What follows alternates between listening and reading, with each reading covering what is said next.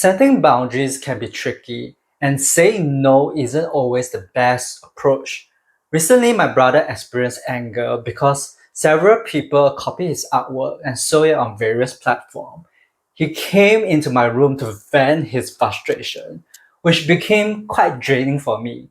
However, if I were to say a firm no and deny him the opportunity to express his feelings, it could hurt him and jeopardize our relationships. More importantly, I genuinely wanted to support him during these challenging times, even though I didn't just want to sit there and absorb his anger. So how did I navigate this situation without saying no? In this video, I will share 3 effective ways to set boundaries without saying no, and the types of situation they are suitable for. My brother and I recently watched this wonderful animation, Inside Out 2. The animation was wonderful not only because it was entertaining and touching, it gave us, the audience, a common language and visual to discuss our emotion. When my brother stormed into my room, overwhelmed by anger and a sense of injustice, I say something like this: I can see that your anxiety has taken a backseat now.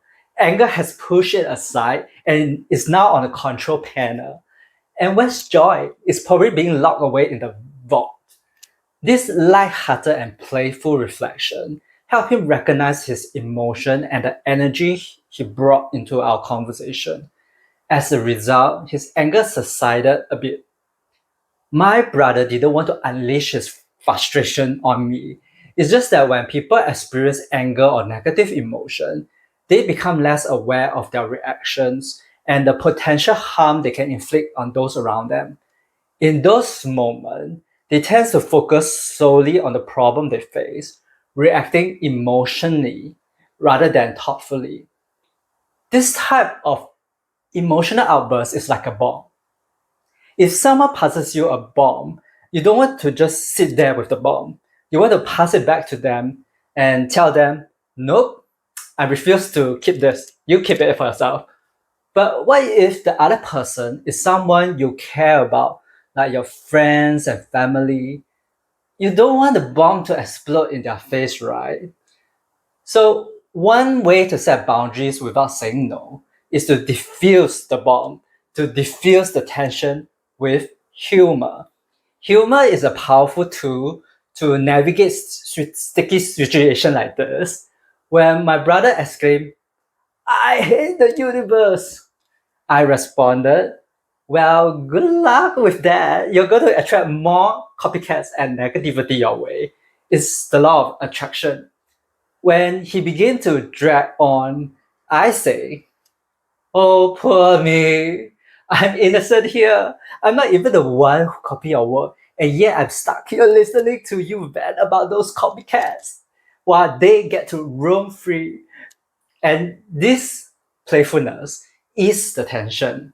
Humor can lighten the mood and make it easier to communicate your boundaries without causing conflict or resentment. It works like a charm, and I use it a lot, especially during my time as a math tutor. Sometimes I encounter students struggling with self-doubt. I remember one student in particular. She kept repeatedly asking me, teacher, am I stupid? I think I'm stupid. I can't solve this math problem. I tried various ways to uplift her, but nothing seems to work. And this went on for weeks. Then one day, I felt a little bit naughty and playful, so I responded, yes, you're stupid. She was like, no, teacher, I'm not stupid, I'm good at math. And she started listing a bunch of things she was good at. But I was like, well, you have been telling me you're stupid for the past few weeks. I'm very convinced. And we both burst out into laughter. And from that moment on, she never said she was stupid ever again. I had another student who often felt stressed and frustrated by math problems. One day she just threw the pen away, like, that's it. I'm not going to do this anymore.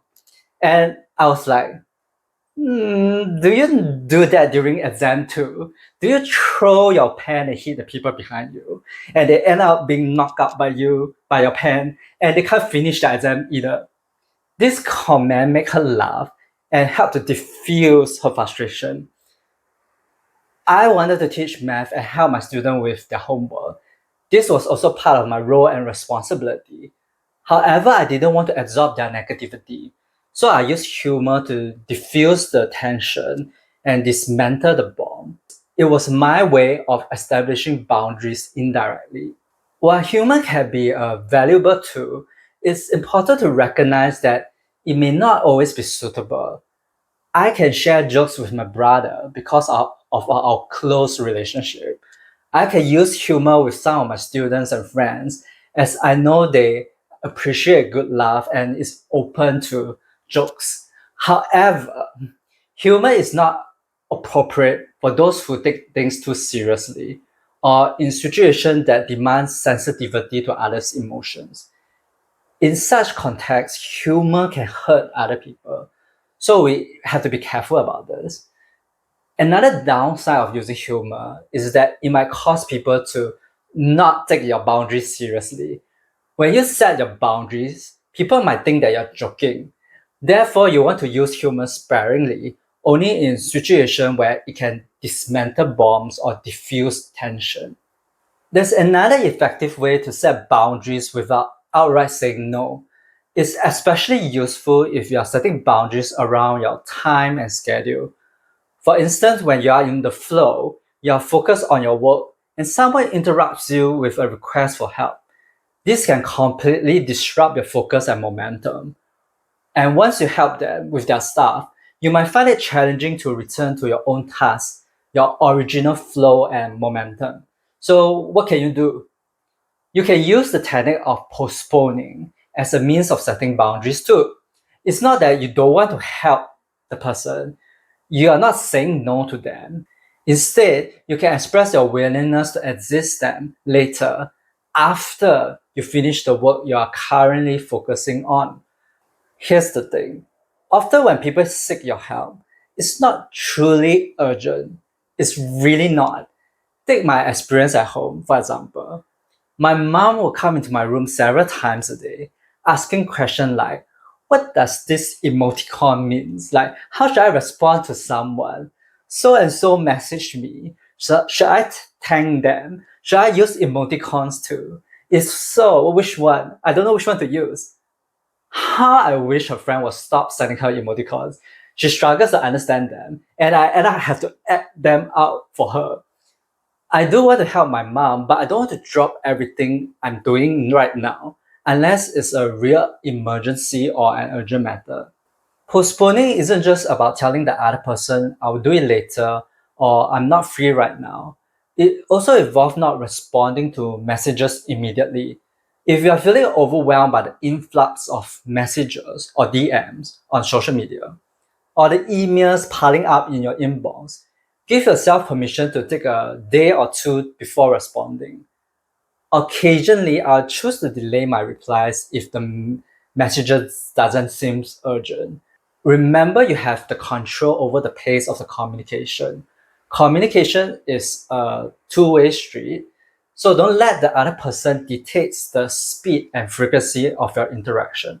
However, if you are using postponement to establish boundaries, make sure that you genuinely has the intention to follow up with the other person. Avoid using these tactics with the hope that they will forget about it or they will somehow catch on that you're not interested in helping them. It usually doesn't work this way. Some individual may persist in reaching out to you. Others may feel hurt when you let or follow through. If you truly don't wish to help the other party or you don't have the time and resources to help them, it's better to just say no right at the start. The third way of setting boundaries without directly saying no is to redirect requests elsewhere. For instance, if someone approaches you for help, but you're not in the mood to assist them, you might say, could you ask someone else? They might be better suited to help you with this. Alternatively, you could say, I'm feeling drained right now. Would it be possible to ask someone else? You can also combine this with postponement. Like, I'm not free at this moment. If it's urgent, can you ask someone else? One way to redirect requests is to downplay your abilities. People often come to you because they believe you can help them solve their problems, which may not always be the case. If you don't think you can help them, you can simply tell them, I can't help you with this. You might need a professional. Alternatively, you could say, I'm able to solve your problem. I'm not sure how. Or you might express, this stresses me out. I don't think I can do it well. Generally, people will seek help from somewhere else. They will not force you to do something that you're not good at doing. But I also encounter situations where this approach doesn't work. An acquaintance once repeatedly asked me to sell and promote his product to my friends and family. Sales isn't my forte, and I have no desire to take on that role. So I honestly told him that I wasn't good at selling. I hope he will seek someone else, but he continued to send me messages urging me to sell his products. He didn't seem to get a hint. The reason this didn't work was because he wasn't looking for just one person to solve his problem. He wanted as many people as possible to maximize his profit. It was like he was casting a wide net to capture leads rather than fishing with a pole. In such cases, it's better to give the other person a straightforward response, like, I don't want to do this. Please don't ask me to sell your products anymore. But if you struggle with the feeling of guilt or find it difficult to say no to others, you might find this next video helpful.